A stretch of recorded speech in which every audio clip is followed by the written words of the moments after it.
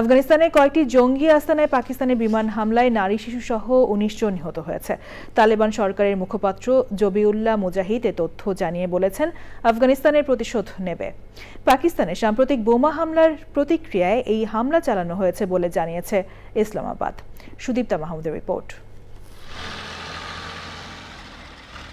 শনিবার গভীর রাতে পাকিস্তানের সীমান্তবর্তী আফগানিস্তানের কয়েকটি স্থানে বিমান হামলা চালায় ইসলামাবাদ।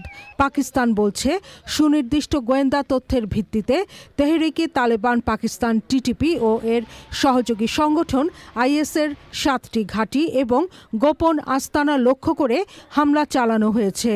এছাড়া ইসলামিক স্টেট সংশ্লিষ্ট একটি সংগঠনের ক্যাম্পেও হামলা চালানো হয়। আফগানিস্তানের পাকতিকা প্রদেশের একটি মাদ্রাসায় ড্রোন হামলা চালিয়েছে পাকিস্তান। অন্য হামলাটি হয়েছে নানগারহার প্রদেশে। তবে আফগানিস্তান বলছে, জনবহুল এলাকায় হামলা চালিয়েছে পাকিস্তান। হামলায় নারী শিশুসহ কয়েকজন নিহত হওয়ার দাবি করেছে তালেবান সরকার। পাকিস্তানের হামলার পরপরই জরুরি বৈঠক ডাকে আফগানিস্তান সরকার। পাকিস্তানকে হুঁশিয়ার করে তালেবান সরকারের মুখপাত্র জবিউল্লাহ মুজাহিদ বলেছেন, পাকিস্তান তাদের সীমা লঙ্ঘন করে আফগানিস্তানের নিরীহ নাগরিকদের ওপর হামলা চালিয়েছে। এই হামলার জবাব সময়মতো দেওয়া হবে।